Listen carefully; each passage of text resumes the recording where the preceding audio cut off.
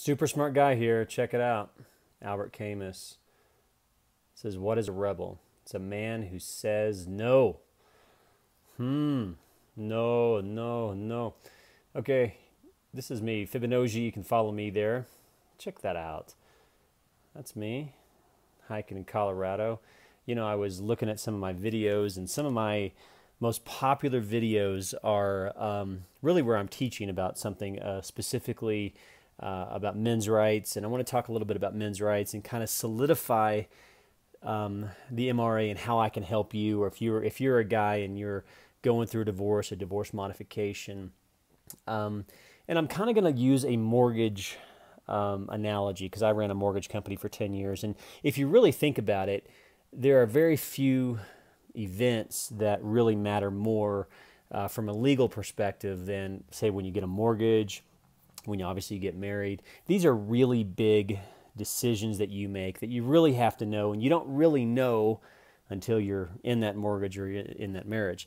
Now, when men get divorced, unfortunately, there's a lot of misguidance out there. They go to, I'm not sure what the psychology is on how men choose lawyers, probably out of frustration. I remember I chose a guy out of Round Rock, Texas, and I was just ready to kind of have somebody formalize things, and he kind of told me a few things, and I didn't trust him. He just wanted to cash a check, and then we went to the judge and we signed some papers, and there was a lot of things in that event that has affected me for the next 10 years or 7 years, however long I've been divorced. And so what I want to do is I want to bring a lot of my experience to the table and to say, okay, let me highlight a few things if you're going through a divorce. Okay, number one is you need to buy my men's divorce kit. Now, my divorce is in Texas. All my experience is based in Texas. When I talk about Texas 2503, which is a custody issue, it's very important. You can Google Texas Criminal Code 2503. It's at the epicenter of what's called the men's rights movement, or the #MRA movement. And so when I talk about 2503, obviously that's a Texas thing, but I can help anybody in any state. It's just a lot of my experiences is in Texas. So that's why I'm charging $2,800 for a divorce kit in Texas. Outside of Texas, it's $3,800 because I have to do a lot of specific research to your state. So why buy a divorce kit off a guy on YouTube? Number one is you don't really realize the importance of it until you've gone through it. And there's one thing that you don't want to mess with. You don't want to make a mistake on your divorce. Because if you make a mistake in your divorce, that could cost you thousands and thousands and thousands. Like, for example, like equality language. This is one thing I would put in my divorce kit, is you want to make sure that whatever is asked of her is asked of you. It's equality. And you need to kind of cite specific laws on why equality is really important. And that may sound kind of like almost cliche. Yeah, you need equality, but you really don't understand. Like, for example, meeting halfway is so important. Had I just put one thing in my divorce about meeting halfway, and had I cited Texas 2503 in my divorce proceeding, I mean, who knows the impact that could have had. That alone, that one piece of advice could have saved me $50,000, or I mean, again, there's just literally putting Texas 2503 in your divorce decree is critically, critically important.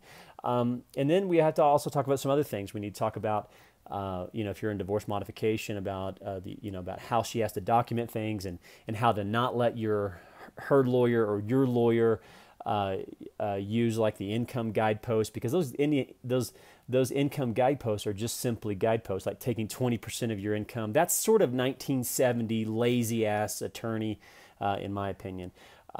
What really is relevant, and this is how my kit can really help you, is if you walked into a lawyer and you had about 8 or 9 or 15 points, depending on your situation, where you're basically vetting your divorce lawyer from my kit. So, for example, let's say that you find this really high-powered lawyer, whatever the fuck that means, and they're of course they're telling you about how great they are and how wonderful they are. If you're a man, the first question I would ask them is, how do you enforce 2503?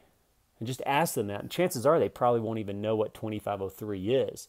So that alone, if you were to just use 2503, if you're a man and you're going through a divorce, you're going through a divorce modification, if you were to simply vet your lawyer by their attitude, their opinion, their record, their historical track record with 2503. That alone is going to tell you whether you're working with a man that's just going to cash your check, or a lawyer that's going to cash your check, or you're working with a person who is truly going to represent you as an equal. And let me just remind you that it's a federally protected class, and I won't go into too much legalese here on YouTube, but one of the federally protected classes, right up there with racism, and right up there with race, and right up there with handicap, right up there with religion, is gender.